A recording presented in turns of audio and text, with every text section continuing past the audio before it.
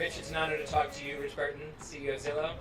You as well, Derek. And Thank you all for braving the elements. Indeed. LA? Yeah. So this is, I think, this event or this part of the day is called Conversations and Cocktails. And so I thought we would actually start the conversation, which is going to be about the future of work and a little bit about the future of housing, with a conversation about the state of and/or future of cocktails. That's the important one. And this is actually very related to remote work, because when the pandemic shut down the service economy in 2020, I, along with the Atlantic's Ross Anderson, who might be here, you've probably seen him several times today, interviewing people, we got really deep into cocktails. And I was telling Rich how deep you were getting into cocktails, and that I was starting to make cocktails I thought were rather sophisticated, like the Corpse Survivor No. 4, which is a tequila reposado, lemon juice blend with some sweet vermouth that actually has an absinthe rinse, a couple of liqueurs. I thought that was pretty impressive. And then, Rich, you blew the doors off in terms of impressiveness. Tell us a little bit about your cocktail misadventures during the pandemic. I think deep COVID, many of us, I don't want to speak for you, but raise your hand if you got a little bit too much into cocktails. Okay, yeah, all right. It was a little bit of a problem, but I did too. We'd Zoom cocktail, sounds like you were doing that too, trying to stay connected. And my thing, I like Manhattans, and I started barrel aging Manhattans. You can buy toasted oak barrels on the web, personalize them, fill them full of your favorite cocktail, and then age them. And the way the oak breathes with the temperature gradient, it takes all kinds of oaky flavor and smooths out the cocktail. I tried all kinds of different recipes. I made them as a party favor present for anybody who had a birthday. It was a huge hit. Try it. It's easy. I will have to say, though, that I had to give it up because I found I was drinking a little bit too much. That is quite a party favor, my God. So the way that I want to start here is to do a little sort of brief history of how we got from the world of February 2020. That's the second pass for that. To the world of today. Because especially for white-collar jobs, and of course there are many, many jobs that are not remotizable. They have to be in person. They can't have any kind of telepresence. But for a lot of jobs, the state of the reality of jobs has really, really changed. I think that sort of chapter one of this story is the Big Bang, the forced experiment, the fact that people who were used to going into the office suddenly had to work from home. And Rich, I want you to pick up the story here and tell us what Zillow's experience was and the decision that you made about remote that brings us up to now. Okay, well, Zillow had about 6,000 employees at the time, and organizations, can you hear me? We stopped going into the office, other than bare essential jobs. And we, of course, like so many organizations, started working really quickly, flipping over to all these electronic tools that had been sort of used, but not used that much. Zoom. Slack was already being used a lot, but Slack usage went way up. And we figured it out on the fly, how to keep the business running and how to keep productive in a, what I call Cloud HQ, cloud-headquartered world. And so very early on, it was apparent to me, I am a person who likes to think of myself as someone who can see just a little bit further downstream than others. It became apparent to me really quickly that this was the future of work, that we were working better, more efficiently this way, and so we took a rather bold decision rather early in the pandemic and said, we're going to work this way forever. And for our employees whose leases are coming up, you don't have to stay in New York City and pay that exorbitant amount. If you want to move back to Cincinnati and be with your parents, go ahead and do that. You'll never lose your job because you don't move back to New York. Okay, and so we took that decision, said we're going to put that stake in the ground. We're not going to worry about what happens going forward. We will figure out how to make this work. What was the reaction? I think it was a little mixed, honestly. We got a lot of pushback from inside and outside. Are you sure? What do you mean? This isn't how work is done. Work is in this office with cubicles and the water cooler and a shared restroom where I have to make my daily ablutions, which I don't really like to do in front of other people. And wow, at home I have my own bathroom, which is kind of nice. Anyway, there was a lot of pushback. But the leadership team at Zillow, we kind of held hands, we took the plunge, and it's played out. As it's played out, it's become, the future has been revealed, and it's become apparent that this is obviously the future of work, I should be fair, of laptop class work, which is about half of employees in the US. I want to do pro-con. I want to give the strongest case for a predominantly remote workforce, and then I want to steel man the opposite case. So first, tell me what you consider to be the best things about remote work. Yeah, more flexible. I can live my life first and wrap my work around my life rather than vice versa. I moved 7 times as a kid before I graduated high school, and that was because my dad got transferred around. All right, so flexibility to take care of things you need to take care of during the days with your kids going to the dentist and what have you. Productivity, turns out, everybody's like, oh, productivity is going to go down when you're working from home. Productivity went up, which is fantastic. Diversity and inclusion. Turns out Zoom and Slack are way more inclusive than the office, where a certain type of person succeeded. And of course, we all should know that the more inclusive we are, the more brains and the more diverse brains we bring to problem solving, the better the solutions we get. Okay, and so all of these things add up to what is obvious to me. The winning companies in the future will be cloud headquartered companies. I'm certain. And the numbers on disability are really, really interesting. That's a good one. Yeah, I mean, I think you raised this point, and then I looked it up, and I mean, the increase in disabled workers is really astonishing. It speaks obviously very directly to the fact that when there isn't this barrier of commute plus office, it opens up the possibility of work to hundreds of thousands, if not millions of people who couldn't previously participate in the economy. So that is your point, not mine. And yes, thank you for reminding me of my point, but it was an article I read somewhere. But we have living examples of that at Zillow. We have people who are working in wheelchairs who no one knows is in a wheelchair. And those are people who may not have been comfortable in the already anachronistic office environment that so many backward-looking companies are trying to get employees to come back to. The hardcore ones. Yeah, right. We'll get to hardcore in a second. Let's deal in the opposite case. So there was a Microsoft study that they did with the University of California, Berkeley, where for the first 6 months after the pandemic, between March 2020 and October 2020, they tracked the way that Microsoft's employees sent messages to people in their teams. And they had 3 big picture conclusions. Big picture conclusion number 1 was that the total number of messages didn't change that much. Not very interesting. Big picture conclusion number 2 was that the total number of messages sent within teams went way up. Kind of interesting. Number 3, the total number of messages sent between teams went way down. Definitionally. So, definitionally, because of number 1. Yes, thank you. Just making sure. No, yeah, right. Doing math and paying attention. So what that means to me is that the silos got deeper and the walls between the silos got higher. Teams communicated more, there's benefits there, but teams communicated less with each other. And that might lead one to believe that work between teams has suffered during the pandemic. And the reason why is that the office, for all of its badness, is also a physical place where you have interactions with people you don't work with directly. There's that person you join the company with at the same time in the same month, so you like to sort of complain about your managers because you joined the company at the same time, you have the same sort of level of gossip. There's that person you walk by to, say, oh, do you see what happened to, the LA Rams this weekend? You see what happened to, the Seattle Mariners? You gossip about sports, you gossip about whatever. They're there, they're right by your desk. That is the nature of the connection. It's about proximity rather than the fact they're on your team.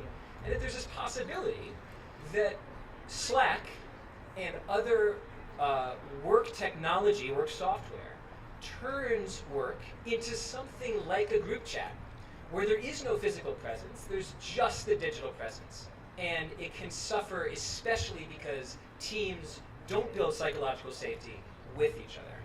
How do you feel about that critique? How has that critique made contact with your experience at Zillow? I mean, it's totally intuitive that, you know, it's not, it wasn't a surprise to see that data when that came out. It's clearly a challenge for Cloud HQ to make connections, cross-team connections. And cross-team connections are super important to any large, complex organization, as we all know. It actually makes those personality types who are in the minority of the connector, sociologically the connectors, the bridgers. Okay, these are the people who bridge groups, who have respect for and are members of different groups, and they act as the go-betweens between groups. It makes those people much more valuable in the organization. But I think it pretty elegantly summarizes one of the big challenges of Cloud HQ, and that is, how do we create virtual but also in-person events that create those bridging connections? How do you do it? And that's what we do. We get together. You know, I don't like the term remote work. A lot of people throw that term out a lot. I don't think we like to be remote. I think remote is kind of a dirty word for most people. Some people really, really do like being remote, but most people are somewhere on the spectrum of how much remoteness they need. And most people, for remote is equal to or in the neighborhood of loneliness, okay? And that's not good. So that's why we call it Cloud HQ at Zillow. It's a more positive term, and implied in Cloud HQ is that we do get together. And so we're very deliberate about getting together, getting teams together, getting cross teams together, getting new classes of employees together, getting leadership training together, getting strategy offsites together, getting creative workshops together. And so we do, and we spend money on that, and we facilitate that, and it's expensive. But it is really hard work that needs to be done. Then there will come a whole class of new software and tool product that will enable us to begin to establish some of that bridging ability even within a virtual world. I haven't seen anything magical yet, but I'm sure it's coming. Yeah, I think it's fair to say that we're probably in the first inning of this revolution, and it would certainly be surprising if by the last inning of this revolution we were still working with the same quality of Zoom, the same quality of Slack. I don't know what replaces it, and I'm not specifically optimistic about metaversal solutions, but I still think it's conceivable that there's technology coming down the pike that makes Cloud HQ distributed work a little bit more tactile and maybe a little bit less lonely. I have another question after this. But the entrepreneur and venture capitalist in me will ask you, do you think there's a financial incentive for creative people to get that figured out? Hell yeah. Yeah. There's no bigger market. Okay.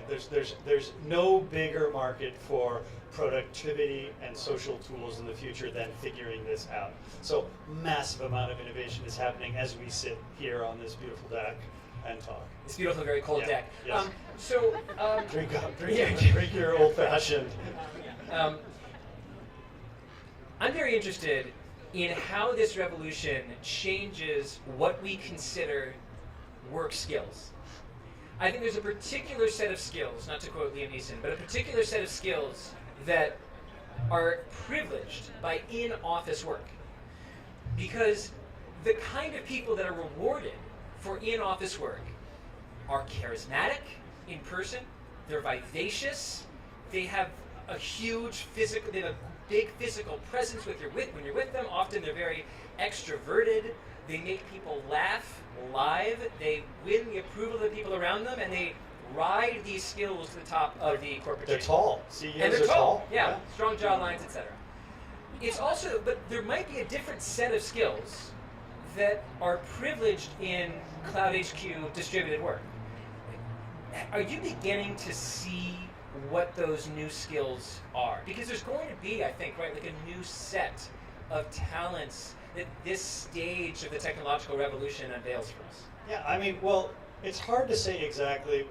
Let me answer what it's clearly not going to need to be first. We've talked about that a little. Like, you're going to be able to succeed and rise to the top if you're in a wheelchair. Okay, and that was pretty hard. You know, you have to go back to, Franklin, FDR, or whatever. Anyway, it's hard to think of examples. So people who were differently abled in a number of ways are simply uncomfortable in that performative, every day at the office, gotta be on, gotta make small talk, gotta go use the bathroom with other people. Like, there are a lot of people that didn't like that. So that type of disqualification for success in the future in Cloud HQ, those are all gone, which means we have a lot more candidates. Fantastic. Okay, so now what is it going to be? I'll just fall back on I do think those bridging skills are the critical ones. Those people who are able to communicate positively, consistently, coach at distance, nurture at distance, solve problems at distance. I think the average manager is going to have more direct reports, and that manager is going to spend a lot more time simply communicating with people. Can I propose one? Yeah. Can I propose a skill? I don't know how much confidence I have in this, but I think over-communication, high volume of communication, and having a high bandwidth for constantly communicating is going to be a talent that is selected for in the Cloud HQ age. And the reason is this. Yeah. When you talk to someone, you get so much data from them. Good gracious, I'm jealous of the blanket that's been unveiled in the front row here.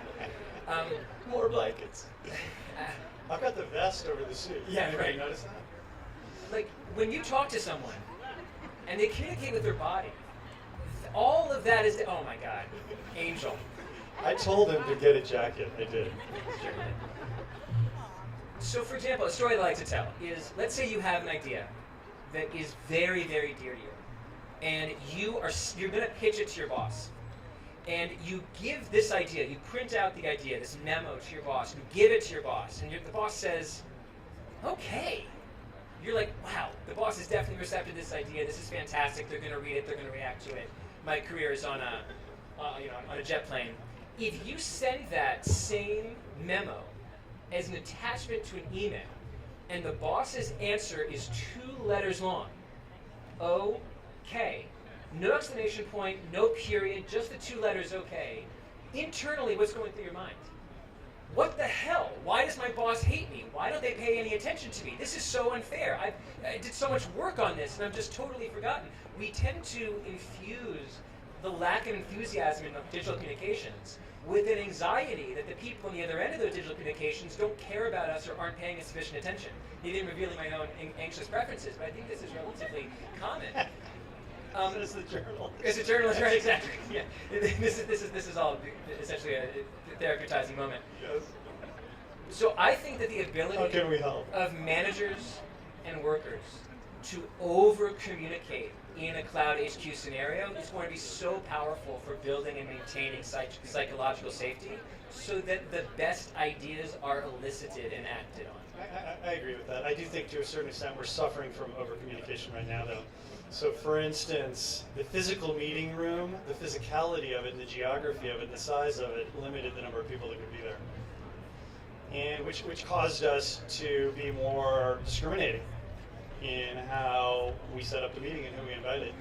In Zoom meeting, the conference room is infinitely sized, and so one of the symptoms we're seeing of this is, oh sure, come to the meeting, all right, so.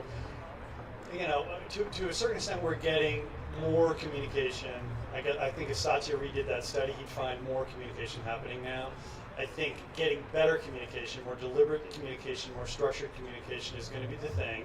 And I would argue that there's more face-to-face communication happening in Cloud HQ as well, because Zoom and Teams, you're welcome, Satya, Zoom and Teams, it's so easy to push a button and get somebody's face and get a conversation with eye contact, with sort of eye contact, and see sort of body language. So I personally am able to, as a leader of a large organization, I'm able to touch far more people than I could physically touch in the virtual world. So if I surf that wave well enough, if I have the right jujitsu skills to navigate this new digital interaction landscape, I can actually multiply my effect. Last question, future of housing. Obviously, Thank you. this is a quick coda.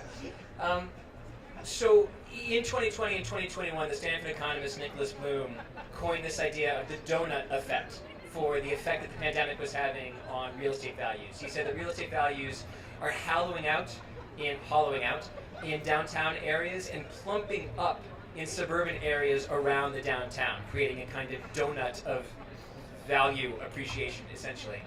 Are you still seeing a donut effect in housing? And what do you think is, if the donut effect is the name of like a chapter 2 of the story of post-pandemic housing, what might be chapter 3?